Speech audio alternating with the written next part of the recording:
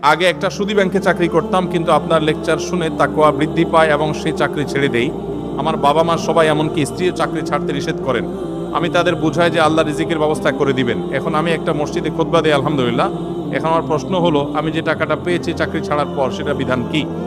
যে ভাই প্রশ্ন লিখেছেন তাকে আমি স্যালিউট জানাই, সাধুবাদ জানাই এবং তাকে আমি মোবারকবাদ জানাই। আল্লাহ তাআলা আমার এই ভাইয়ের, তার যে হারাম ছেড়েছেন, তার যে স্যাক্রিফাইস করেছেন, এটা তার পরিবারকে মেনে নেওয়ার, সবর করার তৌফিক আল্লাহ তাআলা দান করুন। এবং যেটা তিনি ছেড়েছেন, আল্লাহ তাআলা তার জন্য তার উত্তম বিকল্প আল্লাহ তাআলা তাকে ব্যবস্থা করে দেন। আর সেই সাথে এটা বলবো যে আপনি যখন হারাম উপার্জন করেছেন, তখন আপনার ভিতরে চেতনা ছিল না, বোধ ছিল না। তখন আপনি সেই উপার্জন যেটা করেছেন, সেই উপার্জিত টাকা যেগুলো ভোগ করে ফেলেছেন, আপনার বোধ হওয়ার আগে, তওবার আগে, সেন্স তৈরি হওয়ার আগে, সেগুলো আল্লাহ তাআলা আপনাকে মাফ করবেন ইনশাআল্লাহ। কারণ আল্লাহ সুবহানাহু ওয়া তাআলা বলেছেন, ফামান জাআহু মাউযাতুম মির রাব্বিহি ফান্তাহা ফালাহু মা সালাফ।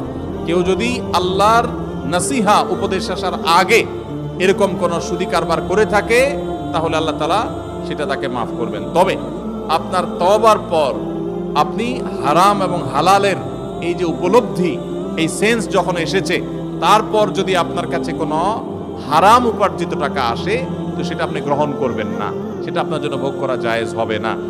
এখানে আপনি কোন টাকা এসেছে, কিভাবে এসেছে, কখন এসেছে, সেটা এই প্রশ্নের মধ্যে আমরা দুইটা পার্ট করে দিয়েছি। আগে ভোগ করে থাকলে সেটা জায়েজ, সেটা আল্লাহ তাআলা মাফ করবেন, জায়েজ বলতে মাফ করবেন ইনশাআল্লাহ, আশা করা যায় আপনার তওবার কারণে। আর পরে যদি এসে থাকে, আগের হারাম টাকাই পরে আসছে তওবার পরে, তাহলে এখন আর এটা গ্রহণ করবেন না, এটা আপনার জন্য জায়েজ হবে না। মৃত ব্যক্তির মুখ থেকে লালা নির্গত হয়, তা যদি কোনো জীবিত ব্যক্তির শরীর অথবা কাপড়ে লেগে যায়, তাহলে তার হুকুম কি? মানুষের লালা যেহেতু নাপাক না, মৃত ব্যক্তির পরিষ্কার লালা, সেখানে কোনো নাপাক কিছু নেই, খারাপ কিছু নেই, জাস্ট লালা লেগেছে, এটা জীবিত ব্যক্তির পোশাকে, কাপড়ে লাগলে নাপাক হবে না ইনশাআল্লাহ। এরপর প্রশ্ন হলো, মৃত ব্যক্তির গোসলের পর যদি নাপাকি বের হয়, তাহলে মৃত ব্যক্তির শরীর নাপাক হবে কিনা?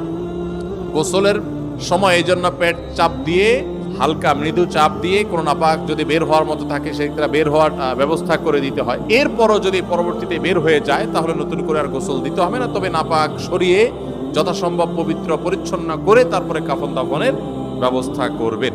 এরপরে প্রশ্ন হলো, একজন স্ত্রী তার স্বামীকে তালাক প্রদান করেছেন, কিন্তু স্বামী তার স্ত্রীকে তালাক প্রদান করেননি।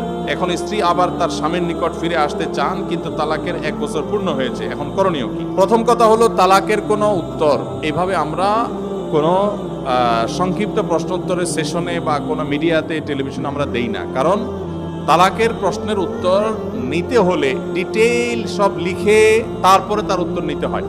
এখানে একটু হেরফের হয়ে গেলে বেশ কম হয়ে যায়। এই